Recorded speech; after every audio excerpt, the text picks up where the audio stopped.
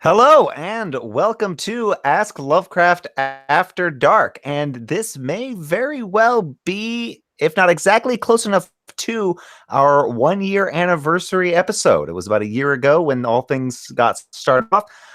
And I can't think of a better guest to ring in this new year with than author, poet, and artist Jeffrey Thomas. Jeffrey, welcome. Thank you, Lehman. Thank you for having me. Jeffrey and I have sort of known each other just by generally spiraling around in the strange galaxy of weird fiction writers and artists. I actually got a chance to collaborate, not with Jeffrey, but with his brother Scott for the e-zine Sea of Ash novella. I got to do the audiobook for that, and that was a lot of fun. But Jeffrey is someone who I've come to admire and respect, both for his body of work and also just for his I don't know, air of decency, which is always a nice thing to to have in this world. And one area that where Jeffrey really touched me was a few weeks ago, or last few weeks, as Willem Pugmire's health began to decline. Jeffrey was moving heaven and earth to get in touch with Willem and to stay in contact, and that's because you two were close both professionally and personally. Is that correct? That is true. Willem was very dear to me. Um, I loved him. He was as lovable a human being as I've ever known. And I didn't realize the severity. I mean, he had been in the hospital for a while for pneumonia, and I didn't realize the severity of his situation until, and when I did, I became kind of like desperate to get in touch with him. I ultimately ended up calling him in the hospital. And at that point, I realized we were kind of like saying our goodbyes. So I gushed about so many things that had meant so much to me, and promised to stay in touch with him. At that point, he was sent home into hospice care. And it didn't quite come home to me how severe it was. And the next time after we had talked, so about a week later, I called his home, and I had to kind of track. Willem and I corresponded quite a bit through long letters, audio cassette letters, email, and whatnot. But we were never really phone people, so I had to kind of track down his phone number online, and I finally found it, and I called his house, and a woman picked up, and she said, "Who's this?" And I said who I was, and she handed it off to somebody. And this person came on with a deep voice and said, "This is S.T. Joshi." And it didn't quite connect to me. Like, why would S.T. Joshi be picking up instead of Willem? And then it finally sank in, the severity of the situation. And Joshi told me Willem wasn't able to talk, and then it started to settle in. And I asked him to please email me and let me know, when the inevitable occurred, and he did, and it wasn't that much later. And I'm still assimilating it right now. How did you and Willem initially connect? And I have to hear about these audio cassette letters because that sounds absolutely amazing. Oh my God, those were wonderful. Back in the early 90s, I was encountering his fiction in indie press zines like Death Realm and whatnot. And I was so impressed with his voice, his singular voice. And a magazine called Heart Attack asked me to illustrate one of his stories. And so I like being familiar with his work at that point, I was excited. So I did an illustration for his story, and we entered into a correspondence at that point. And subsequently, I illustrated more of his stories later on, and our collaborations became more, we had more collaborations thereafter of different nature. And but he started writing these long letters to me, and he'd write them on the back of these photocopied pages from a punk zine that he produced called Punk Lust. And his letters are wonderful, and so indicative of his personality. And I still have them all. On tape to one of them is a multicolored lock of his mohawk, So I threatened if he didn't recover, I was going to have him cloned from that, lock of his hair. But and then our correspondence evolved into audio cassette. And so it was just rambling talk. This is before Facebook and whatnot, you know, so this was our chance to talk about whatever. And we just talked back and forth through audio cassette. And he would read me stories and poems from his work. And in fact, when my book Punktown came out in 2000, he read my entire book to me, story by story. I can't remember if it was on one tape or multiple tapes. He read my entire book to me, on audio cassette. So I cherish these things. And in 19, well, when my son was diagnosed as being autistic when he was 4 years old. And Willem and I were in such constant contact and talking about every aspect of our lives, however personal. And Willem was so moved by hearing about my son's diagnosis that he sent me an audio cassette 4-column. And it was songs that he recorded. And it was also songs that he sang to my son. And it was such a dear and wonderful thing. And it was so, it demonstrated so much the warmth and compassion that was that was Willem Pugmire. And also it moved him so much that he wrote a short story about my son. Well, not about my son, rather, but kind of inspired by my son, called The Million Shadowed One. It's about a child, a mysterious child who's kind of special and other. And this has been kind of reprinted a number of times. But he was moved by that because we were so connected.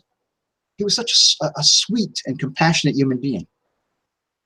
No, that's absolutely true. I gushed about Willem a little while back, but you know he was one of the first people to welcome me into this world, the world of weird fiction, the world of Lovecraftiana. You know, I had been doing my show for maybe a month or two, you know, Mhm. not very long, and you know, I knew no one. Like, you know, back in the day, you know, I got into Lovecraft as an actor from being in a play about Lovecraft. Like, I didn't know, you know, I didn't know any of the, you know, writer friends, artist friends. You know, when I first started my show, I was going around to Yahoo groups and advertising there, being like, "Hey guys, you know, you like Lovecraft? Well, wouldn't you like to ask Lovecraft a question?" I don't know. Like, it was the only thing I could think of to, you know, advertise on, and somehow from there, I think someone sent one of my videos, one of my very first videos, which were terrible, so I feel really bad, sent it to Willem, and he had his own web series because he was using YouTube to read poetry and to kind of, you know, talk with ST Joshi and dance and sing. And he did a whole episode where he was, you know, dancing very vividly around. And then he sat down to talk about his day, and he talked about my show, and he had my name. He said, you know, check out Ye Ask Lovecraft on YouTube. And that was the first thing that got people to be like, oh, okay, so here's something interesting. He also called me sexy, which I appreciated. And Yeah. he terrified my brother-in-law when I was like, guys, look, someone likes me, and people were not expecting Willem Pugmire.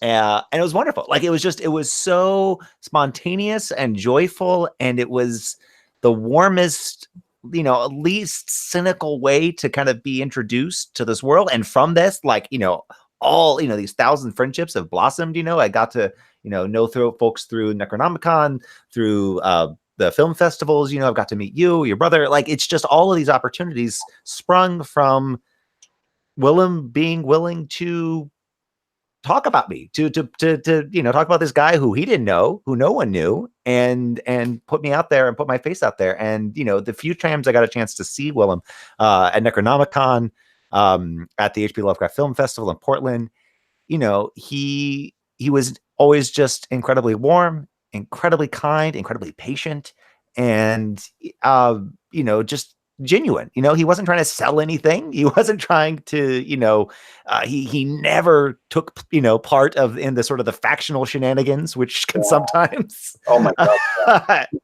God. break out in our loving community. Um, but he also didn't you know, disparage people, right? I don't know, like, he just was so full of love. And it's Yeah, it's he, you know, his is was a wonderful life that I think has just that just made everyone else's more colorful and vibrant for him having, touched upon it. Absolutely. He was, as you related, he was so supportive and encouraging of people and inspiring. And like you said, our community, like society at large, is very divisive, and there's so much acrimony. And Willem wasn't about that at all. And he was just so accepting and loving. And just he to me is an inspiration. Not just creatively, but for what he represented as a human being. And I haven't quite absorbed the loss yet. It's going to take a while. No, I think that's really true. I think Molly Tanzer said it, wonderfully, like he's not gone, he's just become a legend. And I think there's something to that, like, things are only just beginning. And it's uh yeah, I'm fascinated to see as folks discover Willem and rediscover Willem again and again and again, just what impact that will have, because I think his work is just it's eye-opening, it's you know parts of it are pastiche, but parts of it are also incredibly original, and he managed to sort of mold his unique view of the world with the very recognizable. I mean, he was, in that kind of, Lovecraftian weird horror world, very honestly and openly. He wasn't trying to pretend to be something else, but he still managed to be wholly himself. And I think that's hard, especially in a sub genre that is so kind of can be very inward looking and very insular, and sort of always trying to kind of mimeograph and kind of be a photocopy of a photocopy of a photocopy. Exactly. He And was, you got the opportunity to work with him, right? yes, yes. Beyond me illustrating some of his stories, I went on to write introduction to some of his collections. I also published his first U.S. collection. I think he'd had one first in Britain, but it was a chapbook, but it had a number of stories in it. And I published that through my Necropolitan Press. It was a small press that I ran for a few years. And then ultimately, our collaboration culminated in a short story collection that we wrote together, and it was published by Dark Regions Press, and that was called Encounters with Enoch Coffin. And we both wrote the same amount of short stories, however, many I can't recall at the moment, about one character named Enoch Coffin. He was kind of he's this New England artist, loosely based on Pickman, Lovecraft's Pickman. And Enoch Coffin takes his inspiration from the most, he searches out the most bizarre subject matter, supernatural subject matter and whatnot. And so the collection is very Lovecraftian. And so we weren't sure how to approach it at first. Actually, at first, he wanted to collaborate with Stanley C. Sargent, who was also recently passed, because Stanley was an artist, and he wanted an artist perspective in his collaborator. For whatever reason, Stanley passed on it.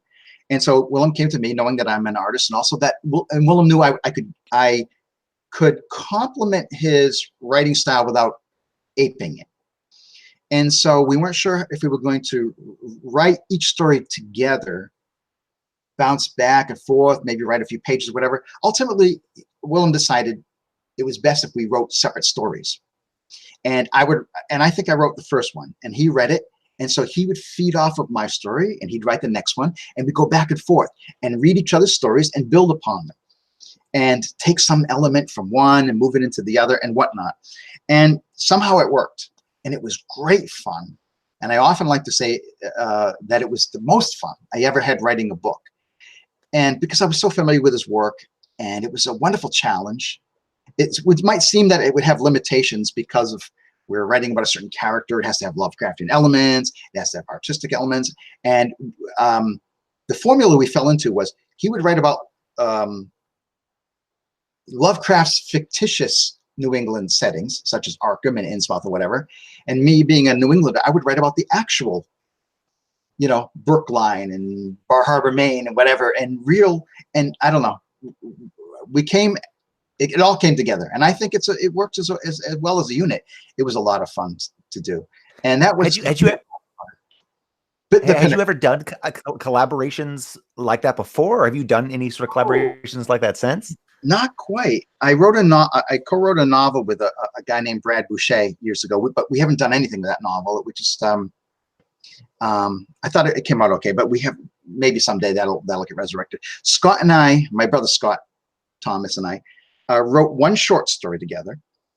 We wrote a book together called The Sea of Flesh and Ash, where the premise was we would take one picture and we both wrote a novella about that picture, but we didn't read each other's novellas until it was finished. And it was published with those two novellas together. Ultimately, they were published separately, and that's The Sea of Ash I was about to ask. That so sounds like a familiar title, but wonderfully uh, made it read. You know, you did a fantastic job of that. And so, but other than that, these kind of dabbling collaborations, that was the most profound collaboration I've had. And I'm not one quick to collaborate. It's not really something I gravitate toward, but for whatever reasons, it worked. And again, I think it's because of our long history as friends, how much work of his I'd read. That kind of collaboration I could not readily do with somebody else. now you talked about the fact that you guys originally worked together because of your visual art, your illustrative art. Is that how you got into sort of weird fiction? Was through visual medium, or did you start off as a storyteller and kind of bounce back and forth? It was kind of both at the same time. I was so desperate to get into the small press when I discovered it. I was so enthusiastic about it. I was sending illustrations to this one, poems to that one, stories to that one, and they started to kind of appear all at the same time. A little bit of this, a little bit of that. Even though writing is much more my passion than art, and I very seldom do art these days. But I was just trying to find any outlet for recognition at that time. Well, and especially when you're trying to deal with the Lovecraftian, which is often indescribable and unreproducible. Do you run into those challenges, or does it make it ever very sort of liberating? Like, oh, I can decide what the color out of space looks like. It's a greenish purplish today. For me, art and my artistic, what I see in my head, I can never quite express it, and I can express my vision much more so in writing. And that's kind of what it boils down to. And there are far better artists than me. I think I'm a competent artist, but there are far better artists. Whereas I think as a writer, I think I'm superior to my artistic abilities. So I kind of let that kind of fall by the wayside. um, in a interview you did a while back, you described discovering Lovecraft as coming home, and I'm very curious about that. This is obviously, Lovecraft is a figure that I've come to as an actor, and I found very, very interesting as a almost again as a character more than as a writer. So this idea of discovering his work and it feeling like coming home, that sent shivers down my spine, even though it's not something I quite recognize. So I'm curious how you can unpack that. I'm not even sure. It's hard to express. I remember I was aware of Lovecraft, but I hadn't really read him until I read a story by Stephen King called Jerusalem's Lot. And I thought, wow, this is so different from King's regular work. I really like this. This is like, I like this more than his other work. And what's that about? And then when I realized it was a Lovecraft pastiche, I thought, well, I guess I better check out Lovecraft now. So I took out a library book. I had a couple of his stories in it, one of which was the Call of Cthulhu. And yeah, it was like an epiphany. It was like, wow, this is what I didn't know I needed. And I think and I had written stories in the past about other dimensions and finding other realities, and that concept always appealed to me, like the Twilight Zone episode where the kid goes into the wall and things like that. It's like that touched me in some way that I can't even now quite express. But it's just the idea that there's so much more that we can't even perceive. And so Lovecraft touched upon that, and it just resonated with me for whatever reasons. And How old were you at the time?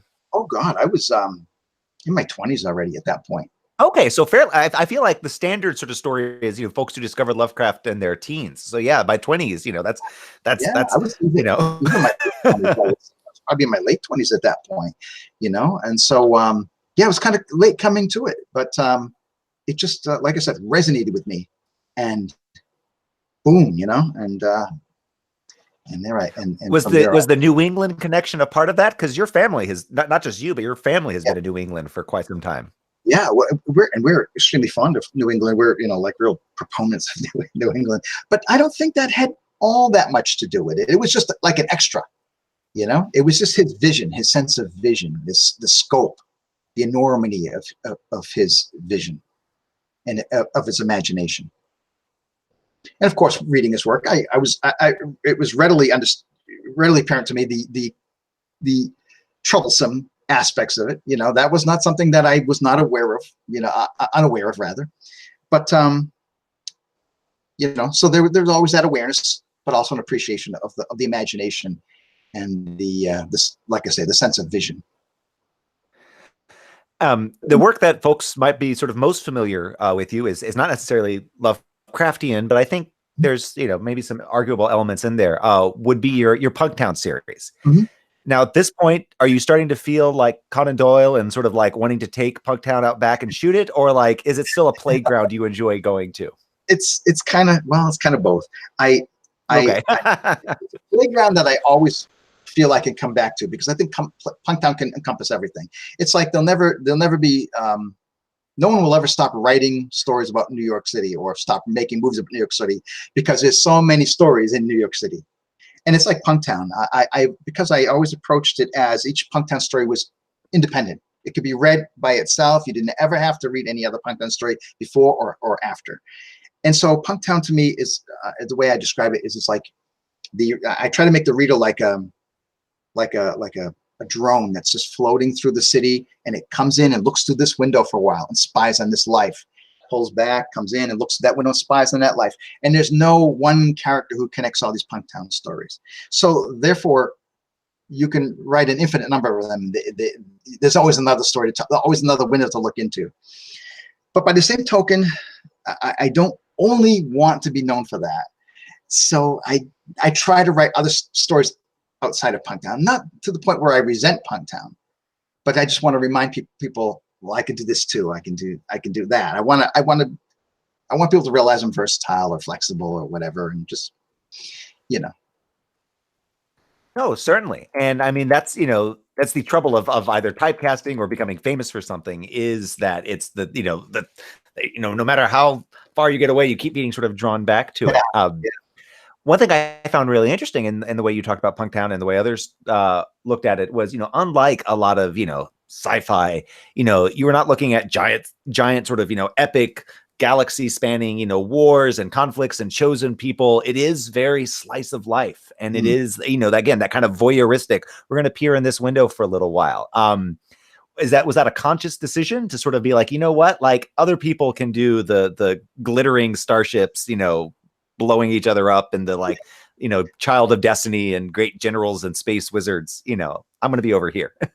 Precisely that, exactly. And I realize that makes the Punktown stories less maybe commercially viable, but I just and it's nothing against that kind of stuff, but I just didn't want to do that. I didn't want to do the space opera, the like they said, the chosen one, the Neo, that we've been waiting for this savior, and this one person's gonna turn, destroy that totalitarian government and everything, and put down the empire and whatnot.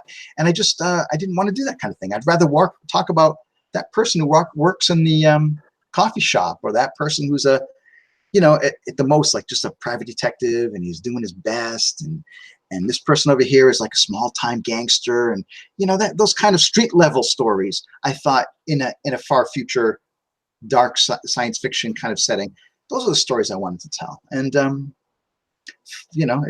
whether and I think that kind of throws people sometimes. I think in science fiction, we always expect it's going to be about a war, rebellion, stuff like that, larger than huge conflicts, as opposed to like this small person having a relationship problem, and that's the crux of the story, But that's, I don't know, that's what speaks to me. Folks just, for everyday regular folks who just maybe have tendrils instead of eyes. Exactly. They might have some cybernetic enhancements, Well, it's interesting, right? Because you've made it so everyday and something that you can kind of drop in and out of. I was really excited to find out that it's going to be a role-playing setting. Can you talk about how that came about? Wow. Yeah. So I myself don't play role playing games. I only played one session of Dungeons and Dragons in 1983. My brother and I with a friend. He tried to kind of pull us in, and it just I don't know. It just was totally confusing.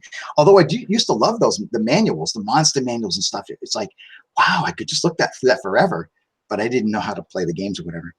So around 2010, a guy named Mike Tresca was who was a fan of the Punktown stories. He came to me and said, this would be a great role playing uh, setting. Would you mind if I kind of made it into one and whatever? I was like, yeah, that sounds great. So he and I started working back and forth, and he did a tremendous amount of work kind of extracting all this information from the Punktown stories, building up this kind of like encyclopedia of Punktown, this guidebook to a potential role-playing game. And he got Tom Lynch of Miskatonic River Press interested in it, and pulled in these other people, Brian Sammons, Glenn Owen Barris, and so forth. And they started writing scenarios, and this thing kept building and building, and they pulled in artists and whatnot. And it was a Kickstarter for it, and it was successful. And Miskatonic River Press ended up folding, so it got transferred over to Chronicle City, which is a UK-based game place. And so it took a while. It took a while for it to come out.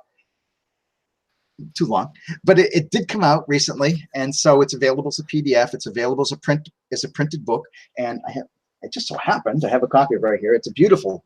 Ooh, okay. So it's beautiful. Oh wow, yeah. And it's just the amount of work that went into this thing is it just boggles my mind to think that all these people would put all this work into turning my stories into a game. It just and this is like Egyptian hieroglyphics to me. I don't understand. You haven't tried to sit down to roll up a character yet, is what you're telling me? I don't think that's ever going to happen. But if other people enjoy it, that makes me pleased. And it's using I think I saw it's using the Call of Cthulhu rule set. Is that correct? It is. It uses Call of Cthulhu, I guess, version 6 or something, which I guess is okay. Not that's very fun. That it's using the sort of the BRP for that. Because I mean you say how amazed you are at sort of all this collaboration coming in, but if I'm not mistaken, you sort of like invited people to play in the Punktown world right from the get-go. I mean, didn't you sort of for the very first iteration of Punktown, wasn't that not quite a collaboration, but like kind of different folks telling stories within this setting? That's true. That's true. It's funny because like I was saying, I'm not really keen on collaborating, but that is very much true. When I first came up with the idea of Punktown, I invited my brother Scott and a friend of mine named Tom Hughes, and I said, look, why don't we each write a Punktown story, about this place I'm thinking of called Punktown. And I wrote all these notes to give them a jumping point. And there could be no great rebellions or chosen ones. Just kind of like a little bit more, street level action. And so we each wrote something, and nothing's ever actually. It's funny that the novels that Scott and I wrote have not been published, but the one that my friend Tom Hughes wrote was kind of a novella, and I ended up putting that into a Punktown shared world anthology called Punktown Third Eye, which was published by Prime. So that's actually the earliest Punktown related story that was published. And from there on, I continued to write Punktown novels and short stories, but a lot of times this is the stuff I'm writing by hand, and it's kind of just going in the closet. In the late 80s, early 90s, I started publishing the occasional Punktown short story in the small press scenes, and they started appearing more frequently. And it was Jeff Vandermeer who came to me, and he said he had a publishing imprint at that time, a publishing company called Ministry of Whimsy Press, and he said he wanted to publish a collection of my work. At that point it was going to be a chapbook. And he said, I would rather it be all horror or all Punktown rather than a mix of the two, but I would prefer it to be all Punktown. And I said, okay, yeah, let's do that. And then he felt that it deserved to be something a little bit bigger, and he brought it out as a trade paperback. And thank God for his input and vision. And so Punktown came out in 2000, And that was kind of the beginning of Punktown getting bigger, going larger, getting more notice. Someone's made a comment in the chat, and it's actually something that popped through my head, which is that it sounds similar to, not at least at the beginning, not how it's gone from since, but to how George R. R. Martin's Wild Card series was, where George R. R. Martin created this kind of superhero universe, invited authors into it, and then eventually made role-playing games out of it. And in this case, you have the sort of initial folks, were collaborating, and then you sort of taking off and it be blowing up from there. Yeah. Do you have any idea why it has had the sort of the staying power and the sort of cultural impact that it has had? I think it's because Punktown is kind of like a everything but the kitchen sink. It's got it's got horror, it's got weird fiction. I brought the Cthulhu mythos in at some point, and some people felt funny about that. But it's just like anything can happen there, and it has it all, and so it's familiar enough for people to feel at home there. But I hope it's idiosyncratic enough to be original, and I think it strikes a kind of balance. So I think people have, when people come in, they say, "Oh, this reminds me of Blade Runner," or "This reminds me of Minority Report," or The Fifth Element, or Judge Dredd, whatever. And these are things that I didn't even know about when I was writing. Or the first Punktown story in 1980. That's before even people had coined the term cyberpunk, before the movie Blade Runner, although not, of course, not before the novel upon which it was based. But as these things came along, I think they kind of prepared people to accept Punktown and to have and to see familiar things in it that they enjoyed. I always am quick to admit, though, that my inspiration, like I said, it predates Blade Runner and cyberpunk, whatever. But when I saw Star Wars, the Cantina sequence, Mos Eisley, that was my favorite part of it. And I thought, oh my God, I wish the whole movie took place in Mos Eisley. That's the most important, exciting part for me. And I thought, what if I wrote a whole book about that kind of a place? It's really funny. So the power behind Disney and all that put out a new Star Wars novel called From a Certain Point of View, where they go through the first Star Wars movie and they just like have someone write a short story about from some random person's point of view. So like the guy who chooses not to shoot at the escape pod and the guy who captures Princess Leia. And like, it's mostly kind of, going through, but then they get to the cantina sequence and there's like 8 to 10 stories all like that are like interlacing and taking place during just the sequences of like the 5 minutes they're in the cantina, because of course, right? Like that's one of the most, like that's for me, one of my most memorable scenes. And like as a kid is like just being, wide eyed and watching all of these, amazing sort of figures. And I mean, I think that's what's drew me into a lot of genre fandom, into gaming, this idea of like wanting to explore that. So I think it makes absolute sense that folks really are drawn to this sort of wide-eyed, fun universe world that, again, doesn't have all the trappings of just like, and, there was a great rebellion and a great time of civil, like, like it's fun and strange and deals with the quote unquote mundane with also like, giant gaping mouths and tentacles. There was so much potential in that cantina. I want to know what's sleaze bag stories. What's their little story, like you said, this big, big galactic battle. I want to follow that guy around for a while. So no, it's so true. Someone pointed out there was also the great collection from the 90s, Tales from Mos Eisley Cantina, which I also had. I think I didn't even. There's something about there's something about wanting to know about what's happening with these like smaller but fascinating characters, and being able to play in those kind of worlds is. I mean, I think it's why people love. I think it's one of the reasons why people love Lovecraft so much, right? Like, he invited so many people to play with his toys, play with his monsters. But, there wasn't People of Destiny. And it was always kind of, a bookbinder and an archivist and, someone going to like inspect where a dam is going to be built. It is these sort of smaller stories. And that I think, there's something I like that. I, watch, with this explosion of superhero movies, like after a while, there's only so many times the human race or the galaxy can be saved before you're sort of like checking your watch.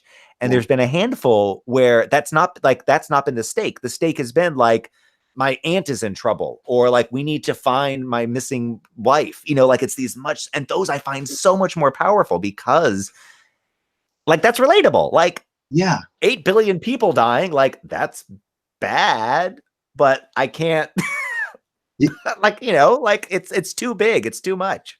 exactly. That's how I feel precisely, and that's probably why superhero movies they don't appeal to me as much as, not to denigrate them, but they just don't speak to me the way a more personal story would be. It's funny that more of the inspirations that came from Punktown for me were, as unlikely as this might sound, the early songs of Bruce Springsteen and the early moves of Martin Scorsese, because you've got these, Springsteen talks about the magic rat and Spanish Johnny, and they're going out in the night to make a deal down by the river and everything. And there's little stories about these people living in the shadows. And Scorsese too, like Mean Streets and Taxi Driver. It's these people moving through the enormity of the city, but they have these stories that are, and for them, it's life or death. And so to transplant those kind of a shadowy street stories into a futuristic setting was something that appealed to me. And so you combine that with Mos Eisley, and I will readily agree those are my inspirations. Whereas people always come up with Blade Runner and what? No. I mean that reaffirmed my vision, but it didn't feed into my, it didn't spawn my vision. No, that all seems very fair. Since we're touching now on the cinematic, I feel like I must take a quick ad break. We, for those who've been watching for a while, you know that the fine folks of the H.P. Lovecraft Film Festival and Arkham Bazaar sent me these delightful pens that we've been giving away to folks who email in. And once again, we still have a few left, and we'll have you guys, if you want to win a chance to get one of these, email asklovecraft@gmail.com with the subject line Jeffrey Thomas. And let's see, I think this week, give me your pairing of some sort of strange alien with a sort of everyday life, everyday sort of job, right? So, let's talk about the green-skinned 8-armed bartender, or the beat cop who's constantly, oozing orange jelly. So yeah, give me if you had to pitch Jeffrey on some story prompt, there you go. So this is unfortunately, of course, limited only to our continental United States on the planet Earth viewers. And if you can get that email into me before Friday night, I will pick a winner and mail you one of these delightful pins while supplies last. So there we go. Your other setting that you sort of return to and play around with is the Hades setting. What can you tell us about Hades? Okay, Hades. I wrote a short story years ago called Coffee Break for a magazine called Strange Days. It was characters taking, it took place in hell, and the day-to-day lives of the characters therein. And that story really appealed to David Barnett of Necro Publications. And he wanted to work with me, and he said, do you think you could write a whole novel based on that setting from his short story Coffee Break? So of course I was excited about that, and so I did. And that was Letters from Hades. And so that that appealed to people. And so thereafter I had requests, can you write another novel based in the Hades world? Or I ended up writing a number of short stories that were collected into a collection called Voices from Hades that was published by Dark Regions Press.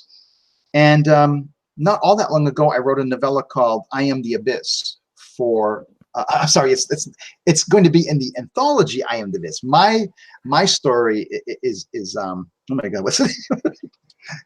Oh my God, I can't remember my own story. Oh my God, that's terrible. I've written a lot of stories. I have a novella in the Dark Regions Press anthology, I Am the Abyss. It'll come to me. God, that's terrible. I've written a hell of a lot of stories, but it's a setting that appeals to me, but not so much as Punktown. I don't know if I'll ever write another story in that setting again, but I think I've kind of said all I need to say in that world. A lot of the Hades stories are about the idea that even in hell, you can express your independence and you can fight back, and you can express your individuality, and it can't break your spirit. But it's kind of like saying the same thing through the novels and the short stories, and I don't want to repeat myself too much with that. So I think I may have reached my limit with Hades stories, but I'm very fond of them. You've spent too much time in hell already, is what you're telling me. Yeah, yeah, in my real life hell. So it's kind of like why. um, oh, since getting to know you, I've got a chance to see about some of your travels, and I know you've spent some time in Vietnam, and I'm curious, beyond just stories you've set in Vietnam, like Snake Wine, Mhm, which I think was in the Book of Old Leech. mhm. How has that impacted on your travels? How has that impacted a lot of your writing? Well, very much so. I first traveled to Vietnam in 2004, and as of now, I've been there at least 12 times. I, I'm going to say 12 times. My ex-wife is Vietnamese. My daughter is half Vietnamese. And it's just a country that I fell in love with. The culture is fascinating to me. The food is fantastic. The people are friendly. Um, but prior to going to Vietnam in 2004, I'd never been outside the country, not even to Canada, you know? And so I suddenly was immersed into another culture, and it just was overwhelming. It I felt like a wallflower who had just stepped outside after living in a like old boy, just spent all my life in a cell until I came out into the sunshine. So it gave me a whole flood of inspiration, and it was hard to express it. So I've expressed it in everything from fictitious settings, such as my novel Blue World, which is a Punktown book. So I kind of created a world in there in that book that's inspired by Vietnam. But as you say, I've written short stories that are set in Vietnam, like Snake Wine or Close Enough in another one of my collections, Saigon Diplam in my book Haunted Worlds. Um, and I'm about halfway through a novel right now that's set in Vietnam.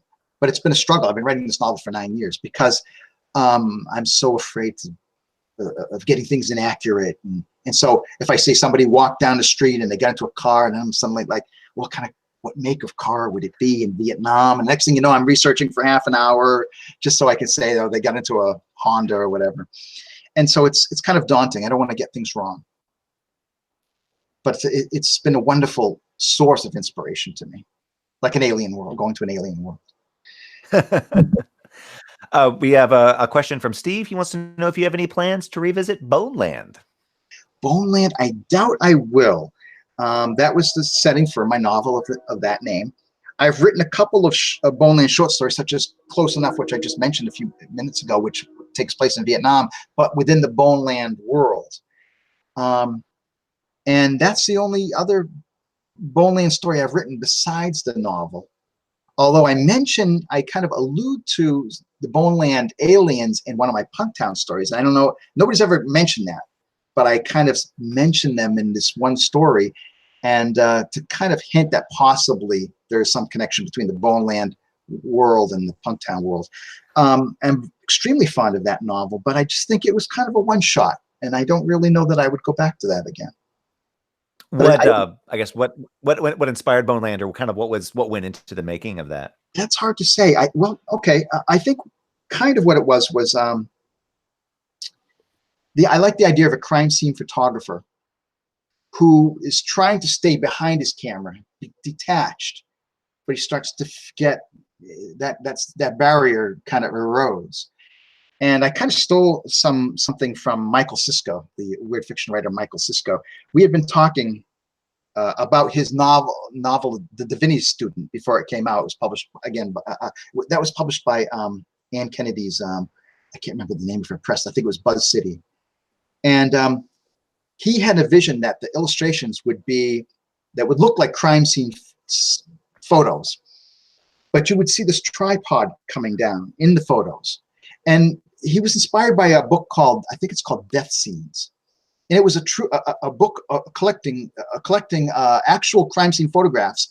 And back then they had to have a tripod looking down on the victim, and you would see the legs coming into the photo.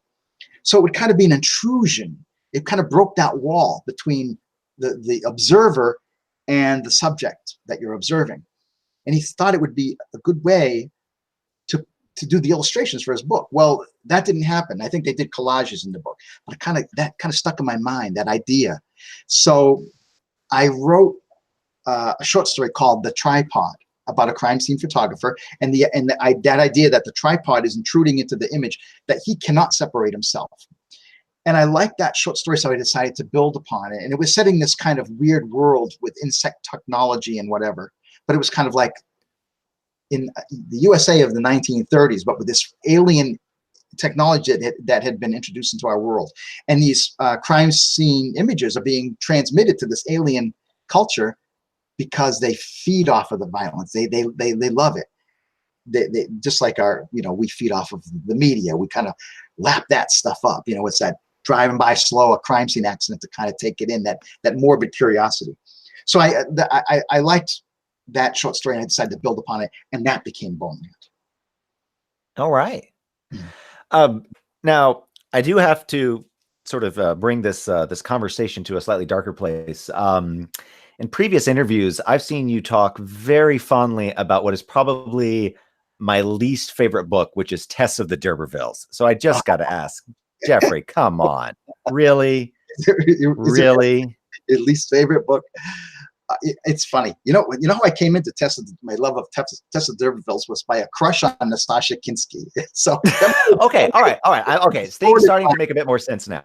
Okay, distorted my perception of the book, but actually, I may not have read it otherwise. But when I read it, I loved it. I loved the poetic prose. I love the setting. Hardy's Wessex, based on Dorset, and I think it's a very existential book, and it's not it took me years to finish it, but yes, I haven't read. I didn't have that luxury. I had to read it for a sophomore English class, so I had a time limit, and I had to plow through their cheese making and all sorts of whatever was going on. But see, that was a metaphor that, especially if you and again if you yes, everything's a metaphor. I know the smell of mushrooms is a metaphor. Yeah. Because everything was fertile and verdant, and this was when Tessa's love was growing, and everything was lush and green. It was summer, and then when things fell apart, it was winter. She's digging turnips out of the hard ground, and so she's stabbing people with forks. Like that's not a metaphor. A fork is a fork. So I don't know. I that's the only novel by Hardy I've read, but I've read his short stories, and I adore his poetry. So. I only bring this up because this is, I think, literally the longest fight my wife and I are still having. So is about Tess of the D'Urbervilles. So when I saw Tess keep popping up in interview after interview, I'm like, okay, what's going on? What's Thomas D'Urberville obsession going on here? I know I'm obsessed with it, but it's a hate obsession. So oh my gosh, well, it was heartbreaking to me. It was very moving story, and I felt it's almost this. I mean, I'm not literally saying it is a cosmic horror story, but it feels like the world is against Tess. Even nature is against Tess, not just society, but nature. And she's trying to be strong and trying to find her way and just be comfortable, and everything is against her. So it's kind of existential and heartbreaking. So it moved me. And if I read it outside of a 10th grade English class, I think I could probably have more charity towards it, but that'll always just color it darkly in my vision. I can respect that. If I'd taken the more leisurely Tomasian approach, I think that probably would have done better. Yeah, the Tomasian approach is always the best. So what's the next thing we can now look forward coming out from you? Well, funny you should ask. Recently, I got permission from the publisher to announce that Word Horde, and that's something off my bucket list. Word Horde is going to be publishing my next collection this October, and it's called The Unnamed Country. And it is 9 short stories that are set in a fictitious Southeast Asian country, inspired by, you can guess it, Vietnam. And so, and I feel, not just to promote this book, I feel this could be my best work. This is a book I'm extremely proud of. And it's, I guess you'd call it weird fiction. It's not, the stories don't all have the same tone. Some are more overtly horrific than others, but some have a touch of the supernatural. But I think just calling it weird fiction would be the best way to describe it. And so, like I said, I'm extremely proud of it. And it was pretty much finished about 4 years ago, but I just didn't know to whom to send it to. And I wanted to be the right people. I didn't want this to kind of be a blip and then disappear. So I'm so happy that Word Horde is taking it on.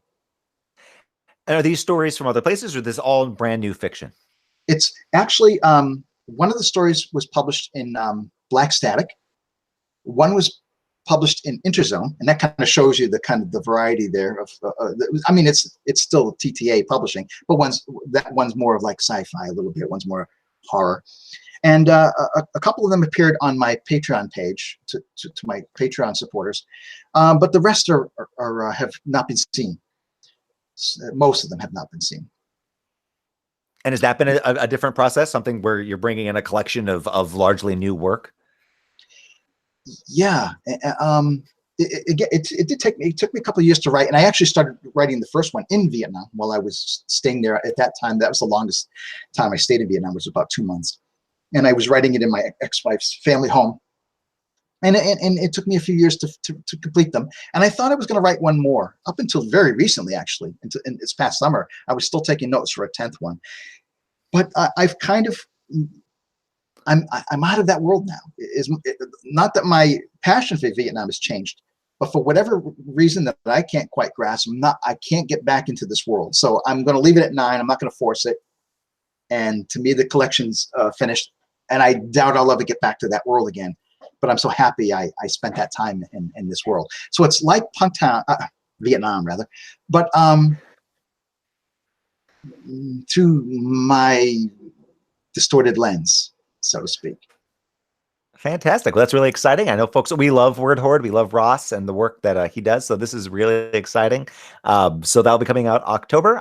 Where can folks sort of follow you to find more information, both about this upcoming work and anything else you have coming out? Well, I have a